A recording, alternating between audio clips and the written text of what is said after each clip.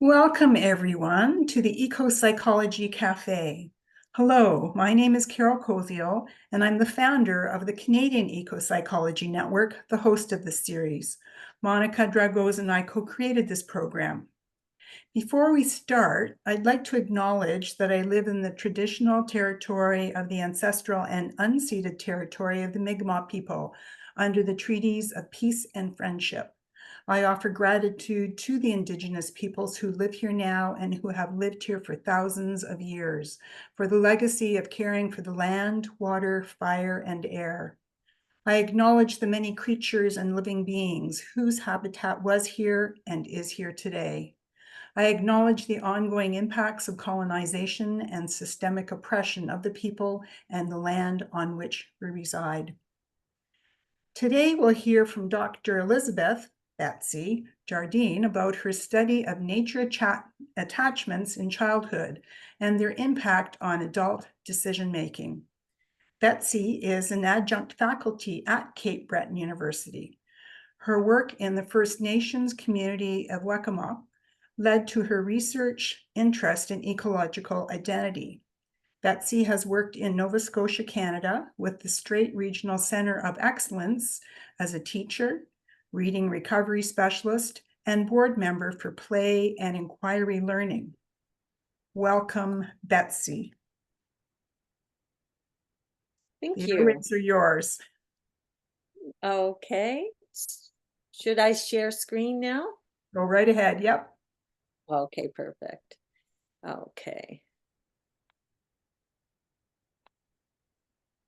Okay, so today we're going to be talking about childhood attunements and how they impact adult decision making. And of course, I'm also coming to you from the territory of Mi'kmaq, which stretches as far as Quebec and into Maine, and it is the home of the Mi'kmaq people, who are generously a part of this research today. And um, it was their inspiration when I began teaching in that community, when I started teaching. I thought I had a lot to share, but soon realized I had a lot to learn about an amazing worldview that included nature as all my relations. And I just can't see the very top of my screen there, but I just want to say that the possibility of reconnecting with feelings, thoughts, and memories of a more childlike world, the drone of a cricket, the tickle of an ant, and the sensual sweetness of a chewed blade of grass are all omnipresent. Nature comes alive to us with no chopping, in a way that no chopping of the words into words can exhume. Sorry, I wasn't able to see some of my own writing.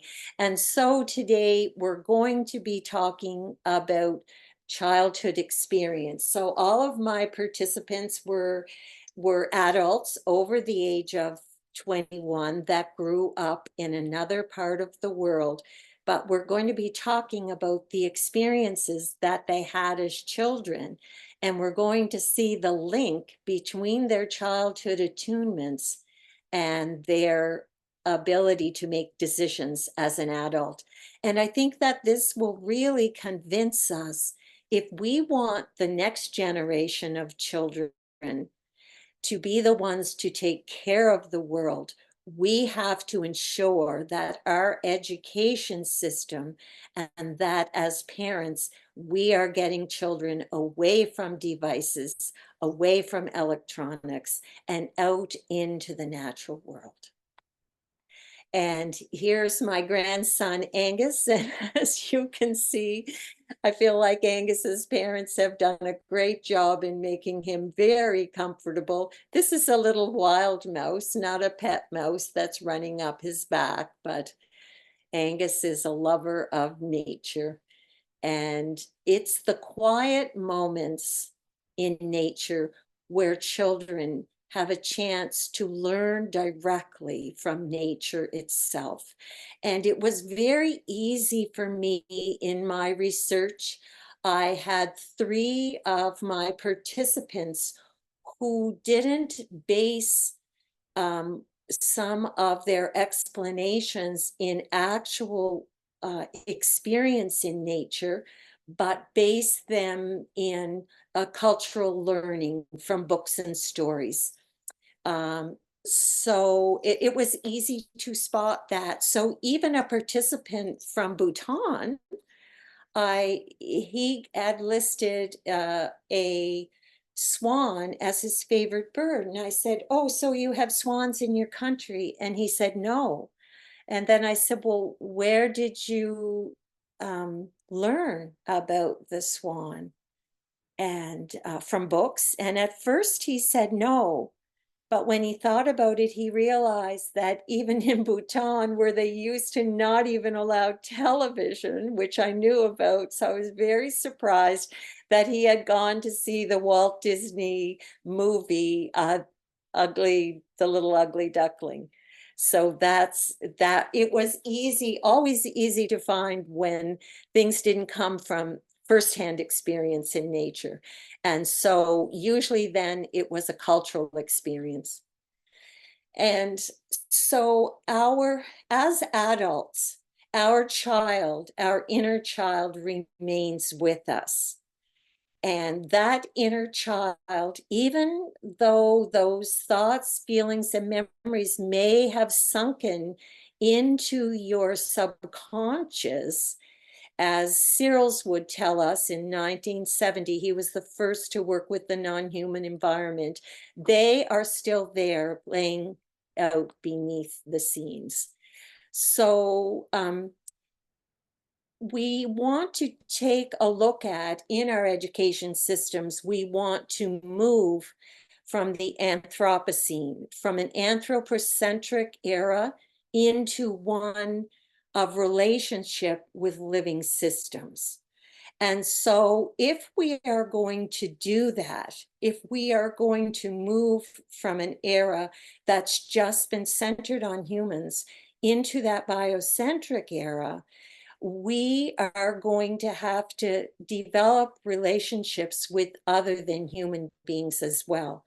And actually, we do have these relationships, but our language and our mainstream culture doesn't really center it in a way that we bring up our, pet frog.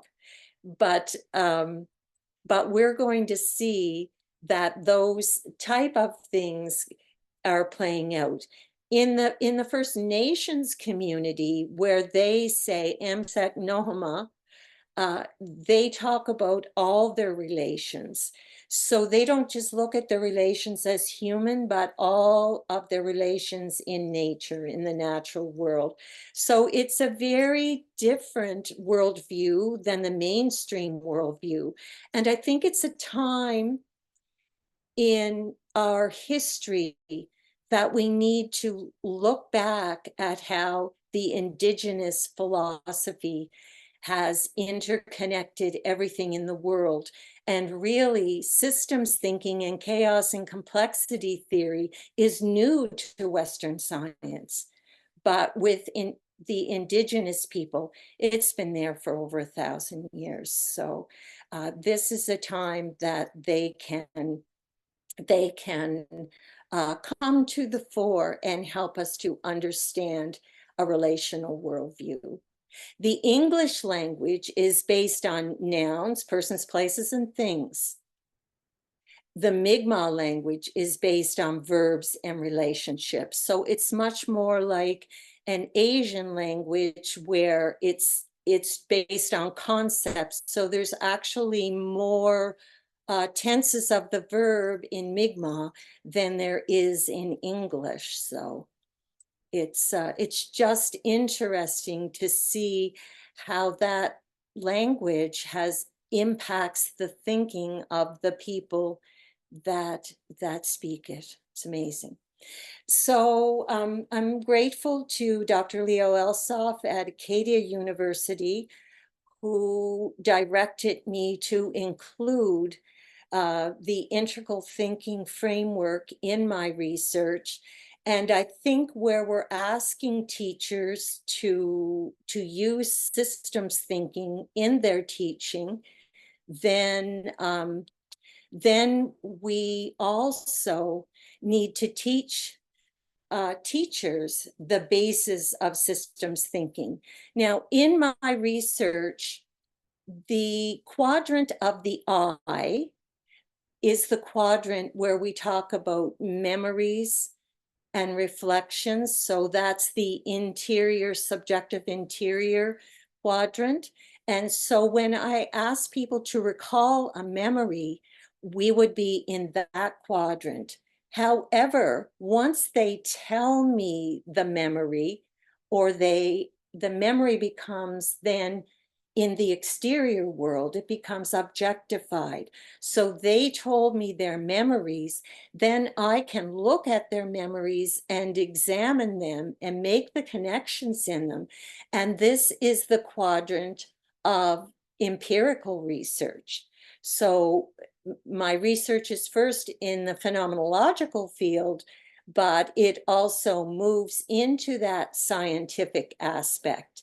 And here, where luckily I listened to my committee, who suggested that for each area I did, like Europe or the Hebrides, I got at least 3 people from each of those different places. So then we could see if there were cultural attributes that kind of came forward.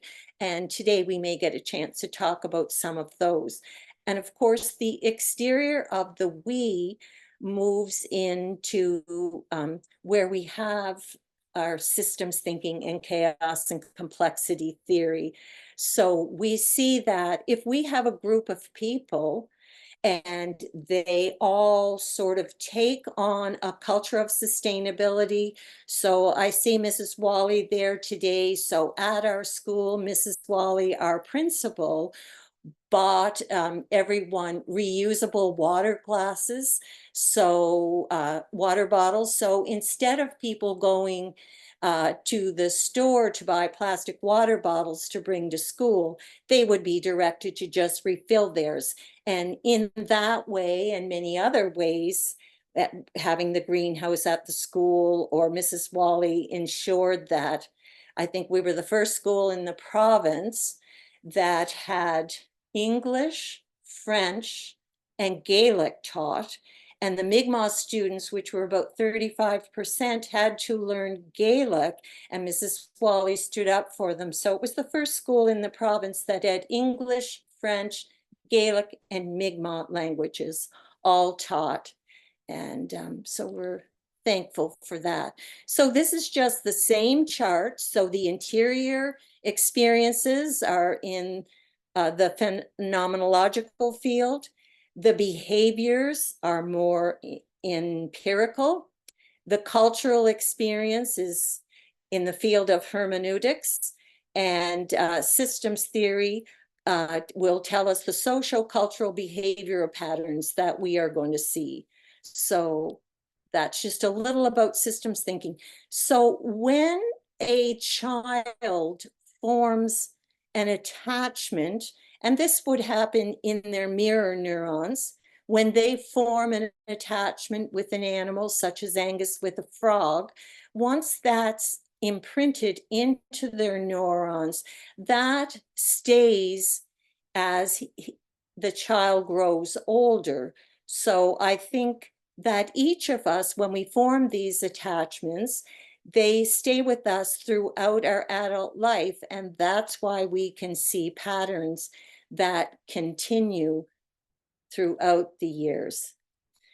Ecological identity work yields a rich substrate, prompting critical reflection and deep introspection, a kind of personal awakening which allows people to bring their perceptions of nature to the forefront of awareness. and orient their actions based on their ecological worldview. That quote is from Thomas Shaw, and Thomas Shaw did come to our school in Whycocomagh, and he wrote the book Ecological Identity, and it's really the foundational piece in the field of ecological identity, or our relationship with the natural world. And so I feel very grateful to Mitchell for his work in the field and spelling it out for us and helping. I also love this quote: "We are human only in contact and conviviality with what is not human." And also very grateful to David Abrams, who has a way of juxtaposing opposites and helping us to see what was obvious but unseeable. Just like fish swimming in water, they can't know water until they breach the surface. So thanks to David Abram. So these attachments that we're going to be talking about today, some of which form attunements, happen in childhood, and they can happen in very quiet moments when the child is in direct experience with nature. And Jung tells us that until we make the unconscious conscious, it controls us. And I want to say that I did do some real soul searching to find my own placement as a child, find my own attachments. And in so doing, when I actually did recall a very early experience, the joy that was released was really very powerful. And it's the joy in knowing that we aren't disconnected from nature. We're part of nature, and it's part of us. And that's true for all of us. And so for the first part of my study, it was always about, what's causing the disconnect.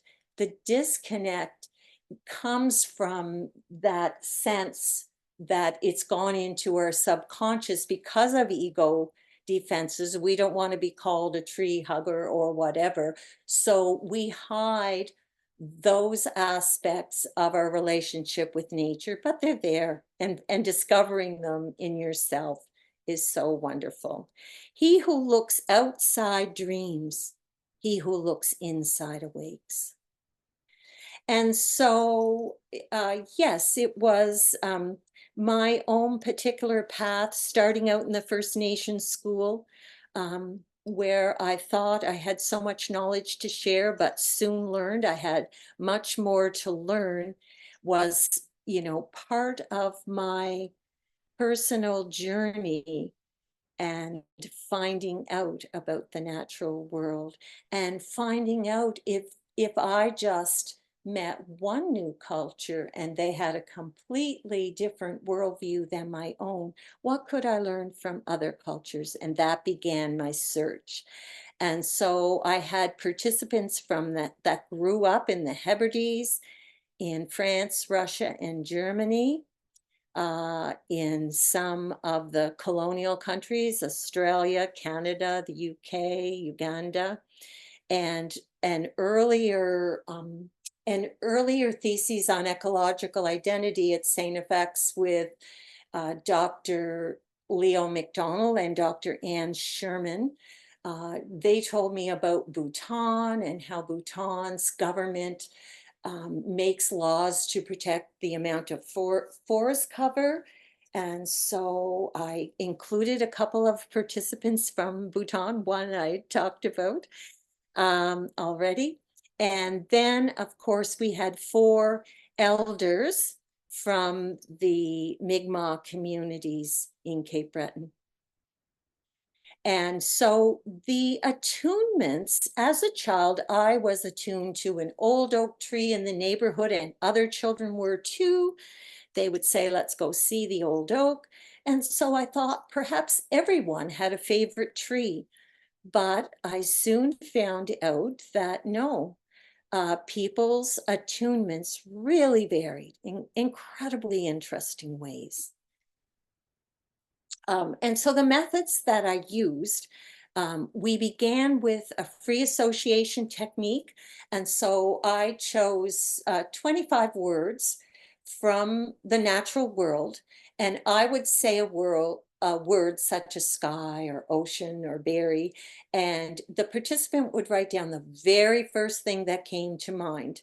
So I wouldn't really give them a chance to correct it. They would always go with the first. After we did that, the next thing was a deep breathing technique that I used to energize and oxygenate the brain, because they knew they would be recalling a childhood memory in an outdoor place. And so, in order for us to get deep into those neurons where things were encoded as a child, I felt like extra oxygen was likely needed, and it seemed to help. The next thing with the recall or visualization, like after their deep breathing with their eyes closed, I would have their eyes remain closed, and I would walk them through the visualizations. Like, you can see yourself as a young child and in your favorite place. Now look around that place. What do you see? Are there any smells associated with that place? Are there sounds that you can hear? Are there any touches or textures of things that were in that place that you can recall? And so, like that, with their eyes closed, and then I would get them to open their eyes. And if I was doing it with a group, as I did in Morocco and in Vancouver at the symposium for the World Environmental Education Symposium, they would write it themselves. But for all the participants in my research, I would record it for them. And but word for word, I just recorded it and then transcribed it. Um, so um, so afterwards, I would interview them about their adult life.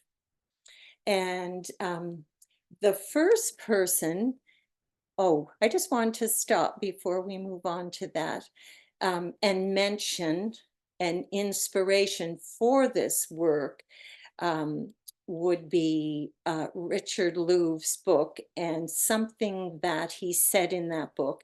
And I feel very grateful to Richard Louve, because his book, Last Child in the Woods, is not only read by educators, but I really find it, he has written in a way that he's really gotten a lot of general interest from the public, and I think he's done a lot for the field that we're talking about, and a lot for helping to encourage parents to get their kids in the outdoors. But he says, it now appears undeniable that some of us, perhaps far more than we suspect, have undergone tremendous peak, even mystical experiences during our early years. And so um, that he's looking back at work of others that have gone before him, perhaps young, and that really propelled me forward to think, well, let's take a closer look at that. And the first person that I interviewed was in France, and Tess was going to walk on the beach in Normandy that day, and she was going alone.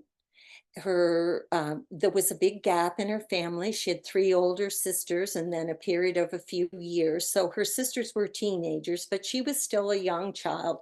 And that day she was going to catch butterflies, and she had her butterfly net. So as I was walking her through the memory, she stopped me and said, I have it. I tell you now. And in her broken English, which reverted to French, she said, the sand was hot, not too hot, bruant, but not too hot.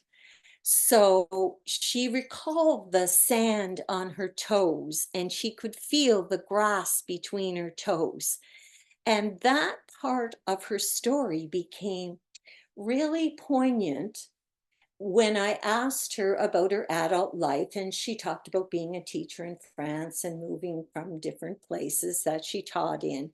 But all of her vacations were all spent going to the deserts of the world, to the Sahara Desert, the Rajasthan Desert, the Gobi Deserts, and other deserts throughout Asia. And I said, what is it? What took you to those deserts? And she said that it was only in the desert that she could sense that peace and security that she felt as a child on the beach. And so when I looked at her story, no tree, no favorite tree mentioned, I thought, wow, it was so atypical. It was sand, and it was the sand that she had become attached to. And so it made me think outside of the box, outside of my narrow view of how people attach to the natural world. It wasn't an animal or a plant, it was the sand. The next person that I interviewed, Sheila, her first word when her mother asked her in the horse barn, what do horses eat? At 6 months old, she said, hay. And of course, Richard Louv talks about the experiences probably occurring between the ages of 8 and 10. And I did find that with most people, it did seem to be in that range. But, um, but for two people, they spoke about things that happened when they were very young. And yeah, so these are things that other researchers will have to find out about as we learn more and more in this field. Sheila also said, I love to be in a beech forest. We have a couple of forests that are just beech. When the leaves come out, the leaves are a very specific green in the light of spring. It is when the light comes through in spring. It is the most beautiful light you can imagine. And so for me, I know that Sheila was very attached to horses, but there seemed to be something really extra special about this beech forest too. So I really don't know how many attunements a person would make, and would different attunements come forward in another story. But I do want to tell you about what Sheila did as an adult. Sheila became a veterinarian, and not just a veterinarian. She became a chiropractic horse veterinarian that does adjustments for horses to help them be more comfortable. So she seemed to be almost, her thinking seemed to be almost within the horse. So she was seeing it from the horse's point of view, that the horse had sore muscles or the horse had something dislocated, and perhaps an adjustment could help her. And that's been her incredible career in Germany, to be an expert teaching others on how to do chiropractic veterinary work with horses. Bruce was someone from the Hebrides. And as I said, yeah, Betsy, 5 minutes. okay, great. I'll have to move a little faster. Bruce thought he would take home an owl as a pet, but because there were no trees, uh, owls had to nest on the ground. And when he brought home his owl, his parents said, you take that back and put it right where you found it. and it was getting dark that night, so he wasn't very happy, but his parents did get him a pet dog soon after because they could sense his anger.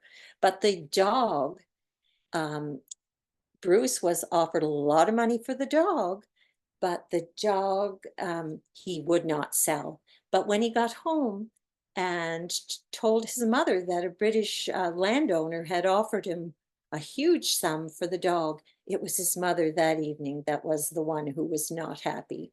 But I also remarked about Bruce seeing waves. So when Bruce moved to Canada, he built along the coast overlooking the ocean, and he had mentioned waves in his free association interview.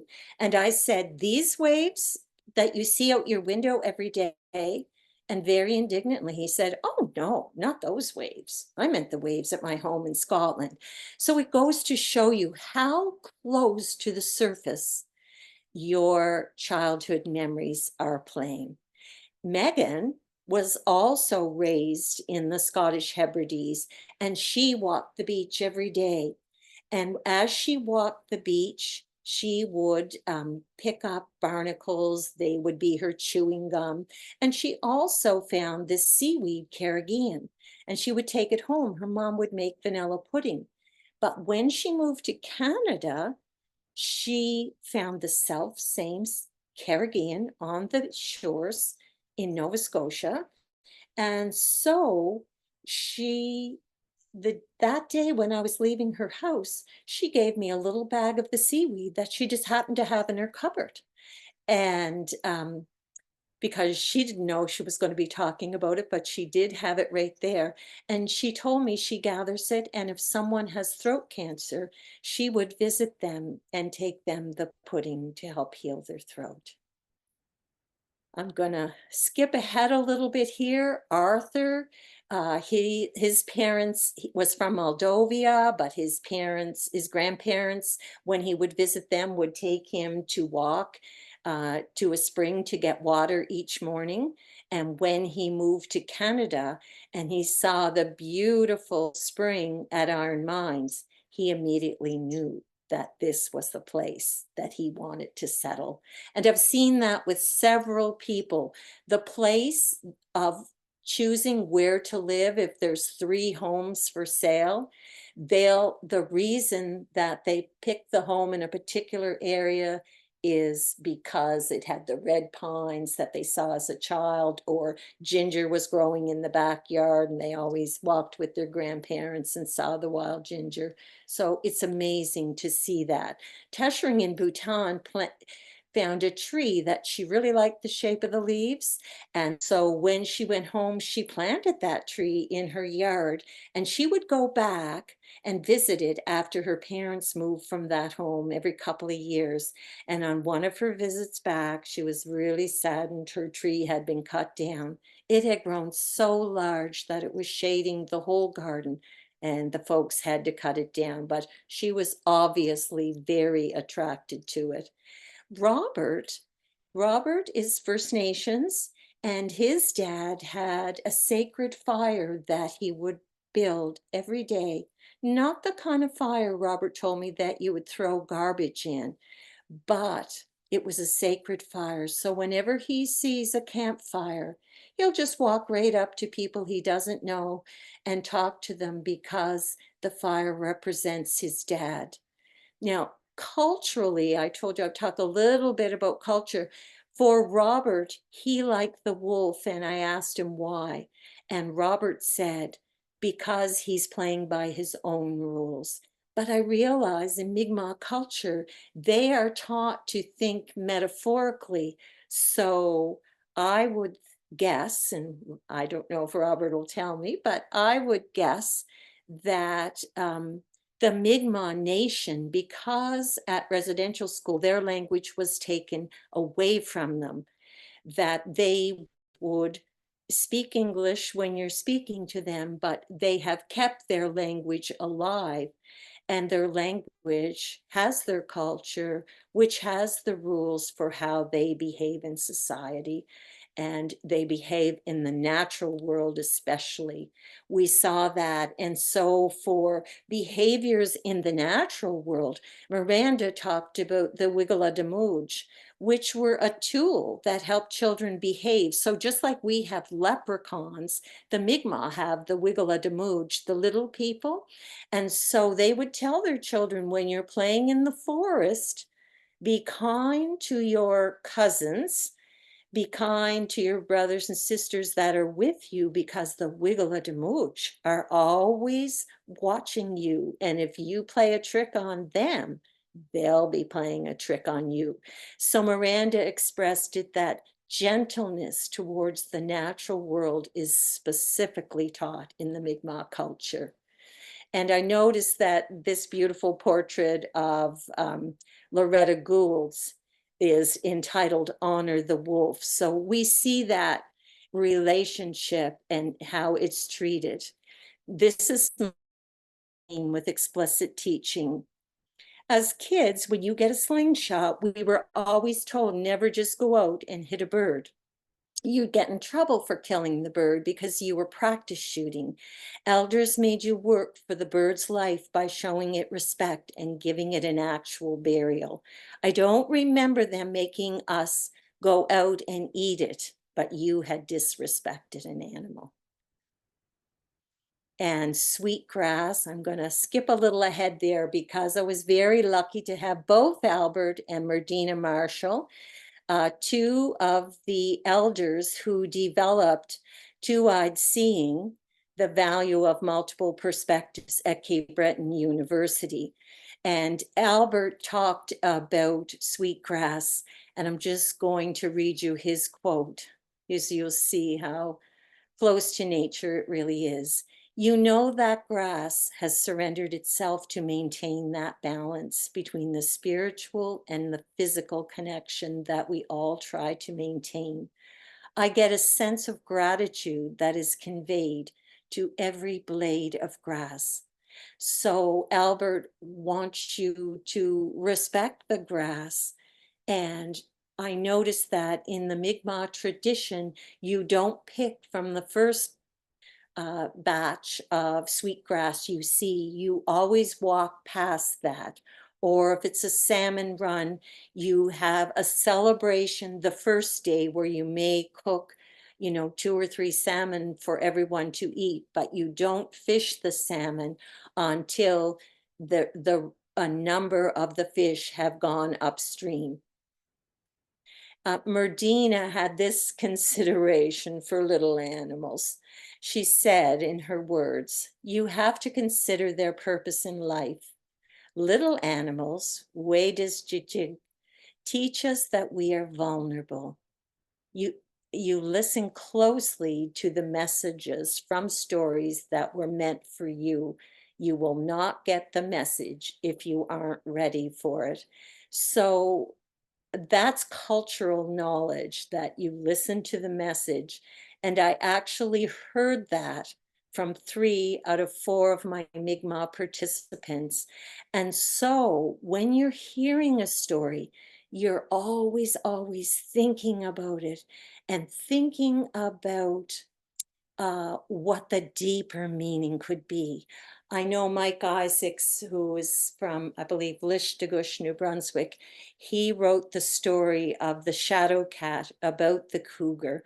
So when young children performed it at Whycocomagh School and Wally School, the children would think it was about a rabbit and a cougar who was lonely, but adults would get more into it and think maybe it was about Mike himself, who had actually, been in the police. And so the way he might have been alienated in his own community, or it could represent the difference between two cultures. So you never know, but you always listen for the message that was meant for you and that you're ready for. These are the last words of Merdina, and I interviewed Merdina the first time in the hospital. She was recovering from a stroke, and the second time she was kind enough to let me come to rehab. And these are her words: "The dove that coos softly at the sound of the setting sun until the last lights of evening have gone on the lake. You hear the chirp of the evening dove. When the sun is setting, they sing till it completely settles. Then it's quiet." And that was just so lovely from Merdina. She was such a lively person. So, Carol, I know I'm getting close to the end. You can stop me. So after I had interviewed all the people, that was a sampling of them, I could look at that sea of experience and see all the different participants swimming in that sea. But then I kind of metaphorically climbed the mountain of perception and started to see the resonances, the patterns in that research. And I thought, well, I have a friend with a very atypical pet.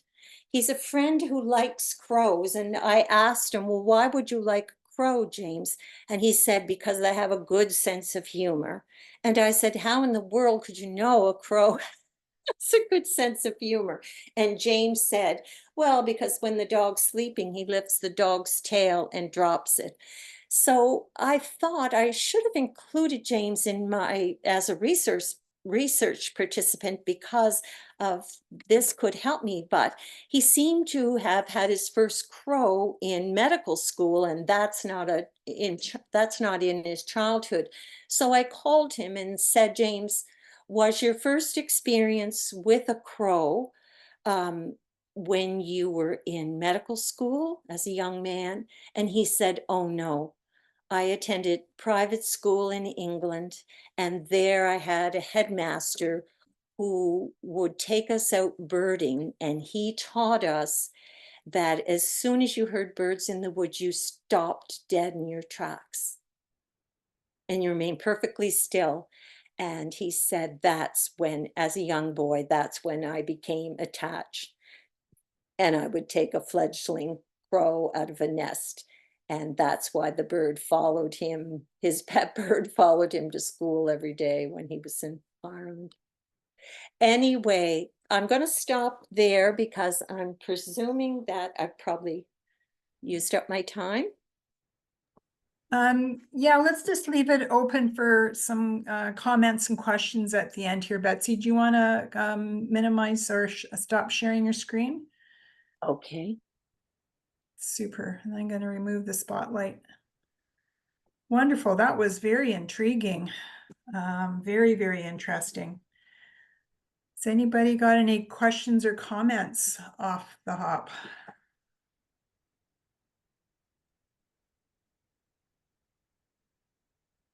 Oh, I see one hand there. Michelle? I have many, many questions, and I'm hoping we'll get your contact information because I want to follow up. I'm gonna be I doing. just want to say, Michelle, I think that Carol said she's going to send out my article. And if you go to the bottom of the article, my Gmail is there. Awesome, awesome. I'm gonna be doing some similar research, not well, similar enough. But I hadn't thought of the concept of attunement. My first question is, and then I'll ask you the rest of them privately. What, if anything, did the participants learn about themselves? Well, that was really lovely because some of these little revelations, like they weren't even aware of them themselves, right?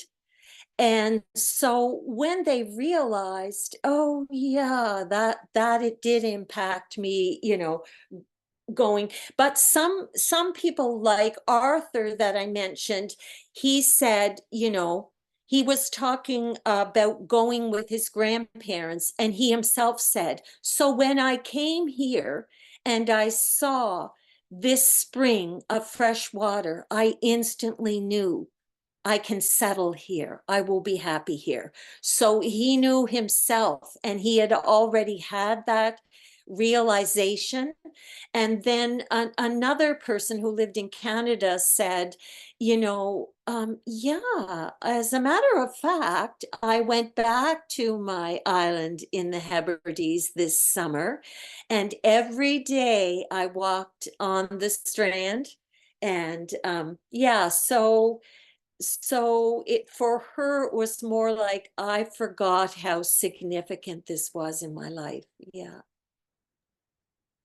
And I think too, like say with the Caribbean and the pudding, I think as I was connecting it, they were connecting too.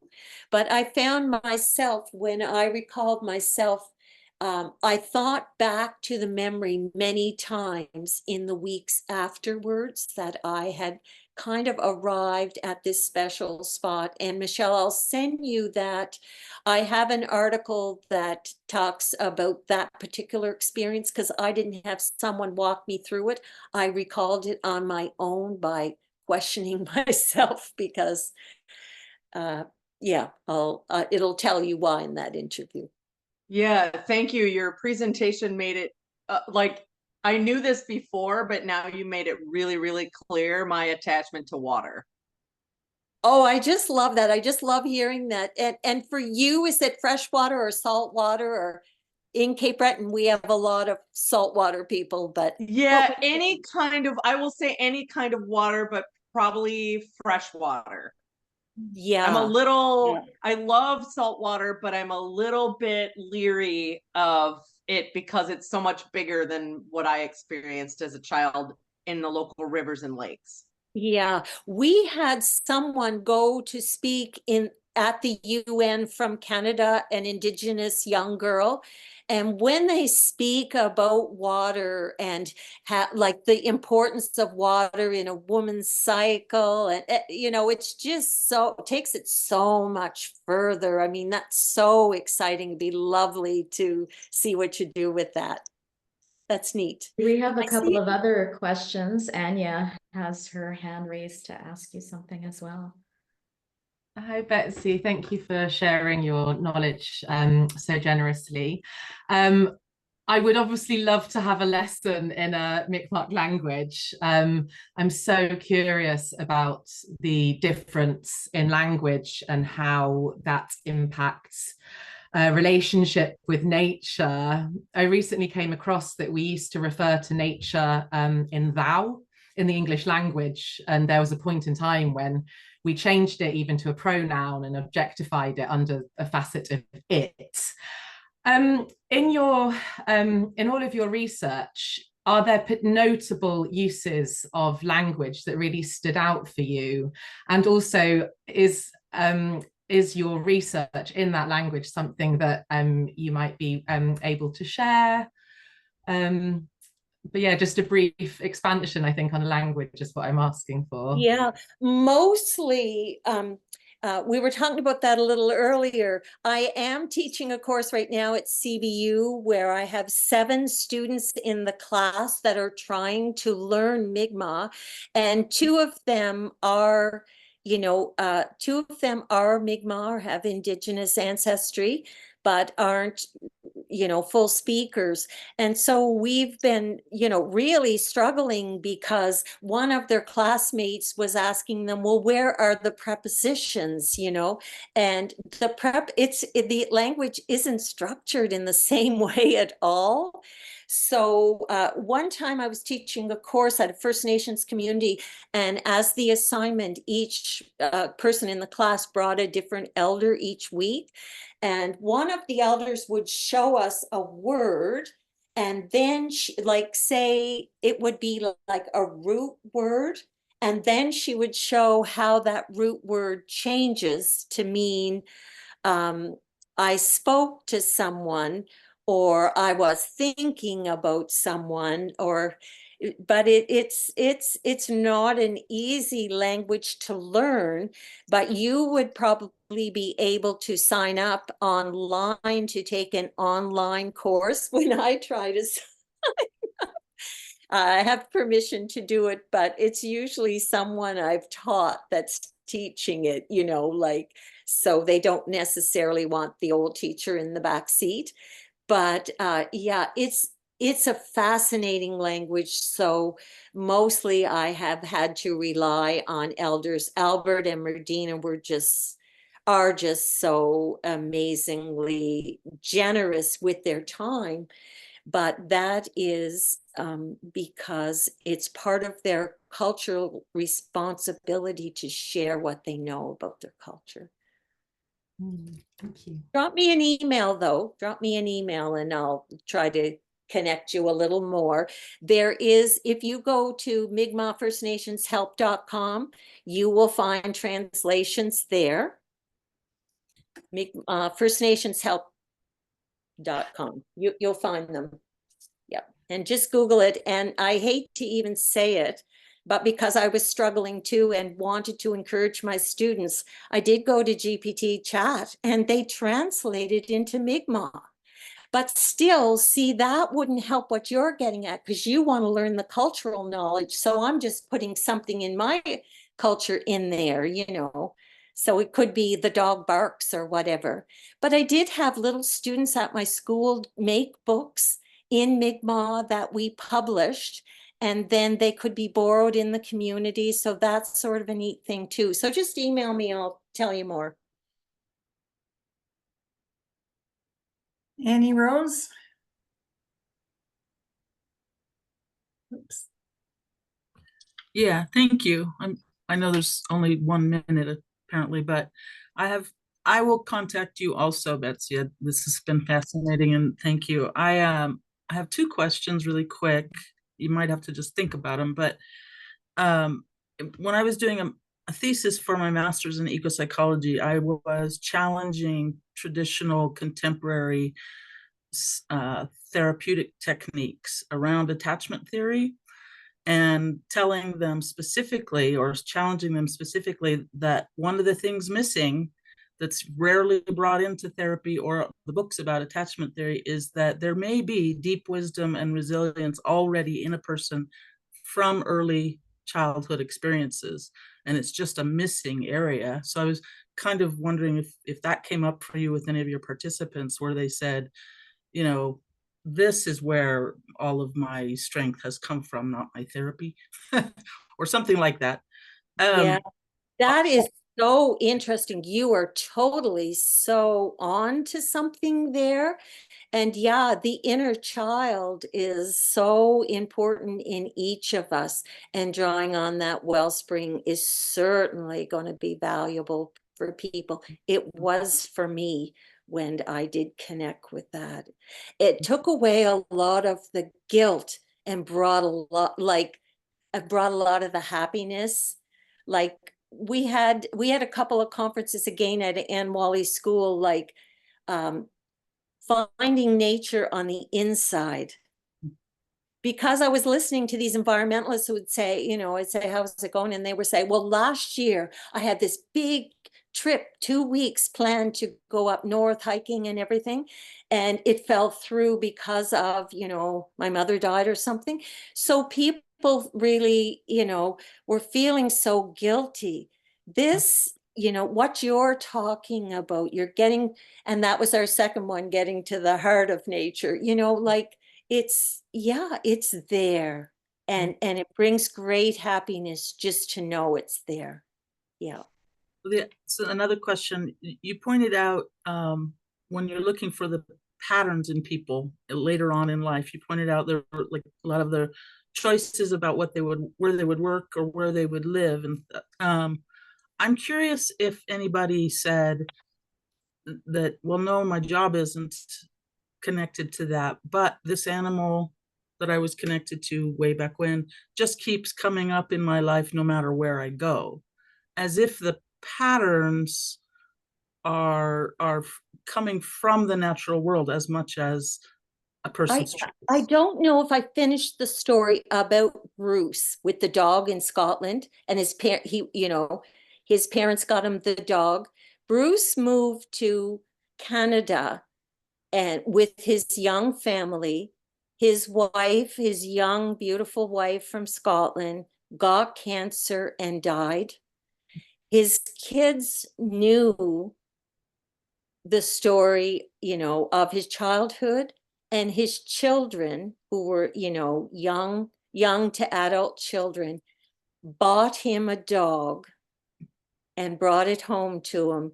And the day that I interviewed him, you know, he was caring very living alone. His wife had died, but caring very lovingly for that dog. And you could tell that was a replacement and a therapy for him. So yeah, it's really nice. And you just have to be open, like I'm saying, when you're looking at all those experiences, and they're all so different. And then you're trying to find the connection.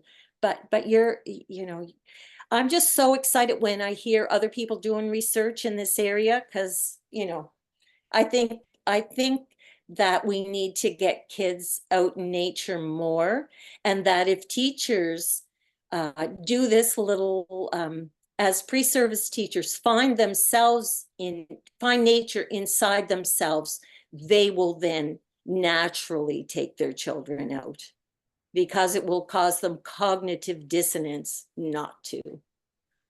Mhm. Yeah.